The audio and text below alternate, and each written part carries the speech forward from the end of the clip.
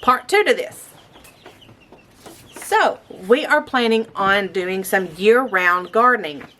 Now, whenever you do year-round gardening in a limited amount of space, now I'm not talking about acres and acres and acres. I'm talking about, like, say, a 400 square foot garden like I had at our last homestead, or maybe a couple of thousand square feet. If you don't have designated areas for certain things to be grown, you've got to do some kind of rotation. So this is where you want to draw your garden out. I'll show you. This is a temporary idea in my head. So this is kind of what my garden hopefully is going to look like this year. If not this year, next year. And I may grow on further down here, because this is about as wide as I can go. I can grow a little bit farther down just because of the area and the layout. So as you've seen in our latest chicken coop video, and where we got our rescue chickens, this is where they currently are. Now right now, I've got it marked right here. This is the gate that goes in. They only have this much space, but we've got to have room for these chicks to go out. So what we're going to do is we are going to expand over and add some fencing and make this one large coop, or one large run for all these chickens. Now over here, because this right here is going to be the trail that goes back to the pond, if you guys remember seeing that in our video whenever we moved here, this is going to be the trail where we go back. So this is going to kind of stop right here. We are going to fence in all of this. Not sure the fencing we're going to use just yet, but over here beside the coop, I want to kind of do some longer beds. Now, one key thing in laying out your garden, one, you got to know the direction of your sun.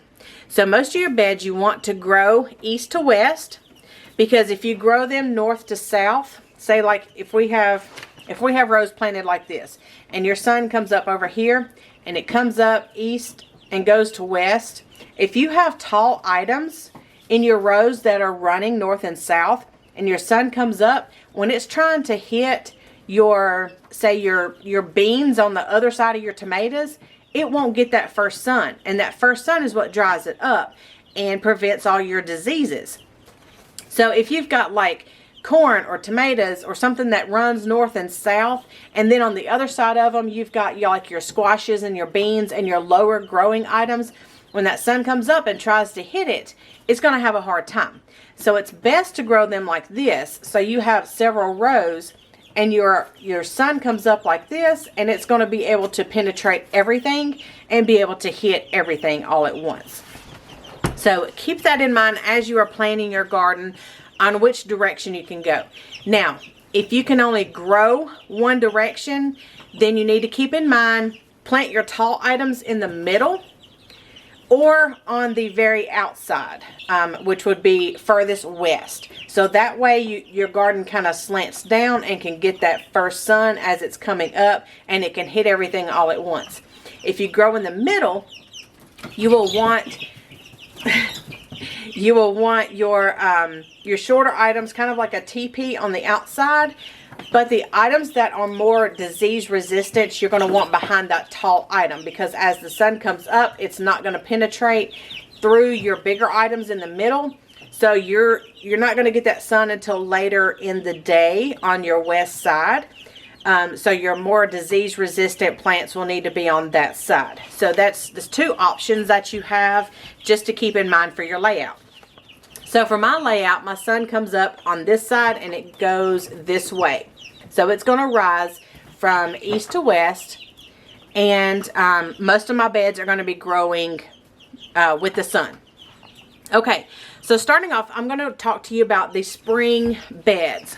These are my spring beds. These are going to be what we start about February. So February, if you remember on my list, we start with our sweet peas being direct sown. So we are going to attempt to do our sweet peas on the cattle panels here, as you see. So I've got little dotted lines here. Let me cover up my face so it'll focus. I've got little dotted lines here, and that means it's going to be a cattle panel there. We are going to grow sweet peas on these cattle panels. So here I also have the time frame that they are grown in. So February to May. I'm going to plant them in February, and they should be done by May or early June. But I will get to why I'm putting the dates down here in just a second. So down here, I've got wheat.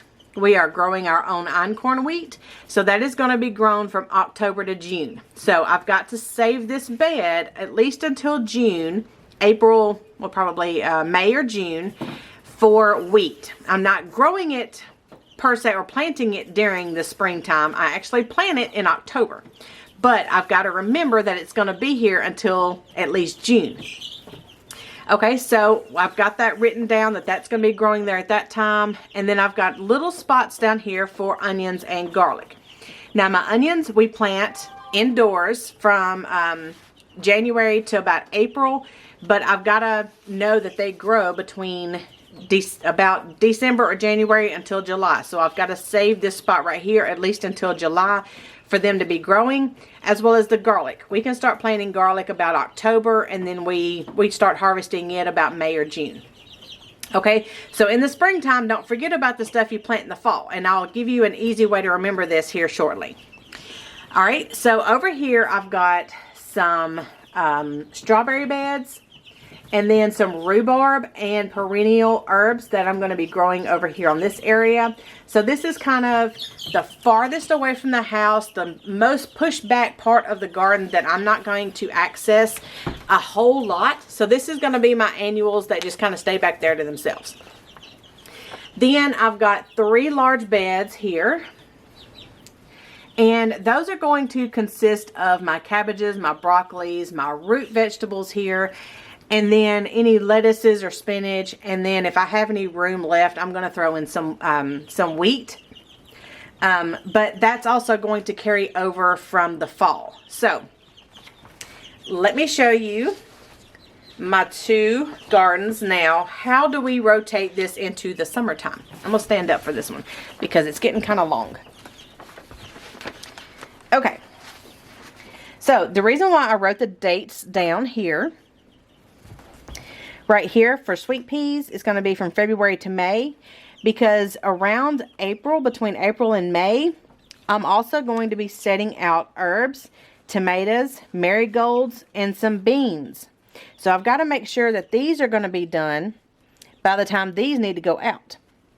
So if I need to force these to stop about April, then I can go ahead and get these that I started indoors set out. Okay, so these 3 beds are going to be my tomatoes, herbs, beans, squashes, and such like that. I've got the time wrote out to be between April and September. And then down here, so after my wheat from the spring comes out, I'm going to be planting potatoes. So this will be coming out anywhere between April and June, and around between May and June is whenever we plant our potatoes. So these are going to be 2 big beds of yellow potatoes and sweet potatoes. Now also at the bottom of the gardens here, don't forget about the garlic and the onions that'll be there until June or July. So I went ahead and blocked those spaces out because the sweet potatoes, well, the regular potatoes and the sweet potatoes are both going to go until about October. Now, October is about the time I plant my garlic, so I don't want these to overlap too much. And just, you know, I want to go ahead and lay out my onion and garlic beds just to make sure they have the room. Now, inside of the potato beds, I'm also going to do some trellises here, where I've got my slicer cucumbers, my Mexican gherkin cucumbers, and my tromboncinos. So with all of these being the lower down to the ground kind of plants, I'm going to go ahead and put trellises here to where I can get these items up off the ground and just use this space, because these 2 beds are going to be sitting growing the root vegetables for so long. I want to go ahead and use the space seasonally as well. Now moving over here, we've got in the spring, we've got our cabbage, broccolis. I wrote down February, May to June. So now in this bed, once they come out about May or June, I can go ahead and put in my okra and my corn. The okra and corn will go until about September. So we plant these direct sow in May, and these will come out about, actually the corn may come out about July, and the okra usually about September is when I have to force it to be pulled out. So direct sown in the spring bed, my beets, radishes, turnips, anything I decide to do that, those will be done about March or April. So then we're going to put in some of our indoor started vegetables, which will be about the watermelon and cantaloupe maybe. And then at the bottom, I'm just going to do some of my transplant for my annual medicinals or flowers and anything extra that I decide to grow. In the springtime, this bed will be for the lettuce, spinach, and wheat, just the leafy greens. And then so those will come out about May, just in time for my annuals to go in for my medicine and my flowers that I started indoors. So keep this in mind as you're transplanting and transitioning between seasons. This is spring, this is going into summer. So now we've got to transition from summer into fall. Now this is going to kind of be similar to my spring beds, but you've got to know when these items from the summertime come out and when you can plant the fall items. So in our beds up here, we'll start up here again for our tomatoes and beans and squashes up here. They're going to come out around September, just in time for me to have started my cabbage, broccolis, and cauliflowers indoors about July. Those will be transplanted out about September. So my birthday being in July, I usually start these indoors about my birthday, and then those will come out usually by Labor Day. So this will all be cleaned out, and then the brassicas can go outside. The cauliflower, the broccoli, the cabbages, the Brussels sprouts, anything like that can go out about September. So down here, we've got our potatoes that are going to come out about October, which is the exact time I'm going to plant my wheat. So this will be my winter wheat. And then this will also house my onions and garlic.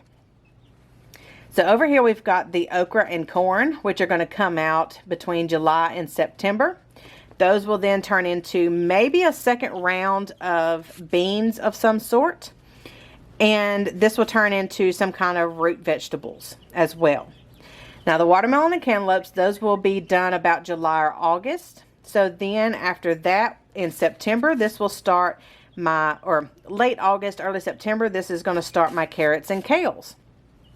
And again, my annuals for any medicinals or flowers or anything extra that I have growing, those should be done by about September, which is where I'm going to start planting my leafy lettuce and again transition over to any extra wheat that I may need. So this being year-round gardening, we also have to look at fall into spring. So let's do that real quick. So for your fall garden that comes from summer into fall, now we've got to look at fall into spring, because most of your fall items are going to go over winter, or at least most of the winter time.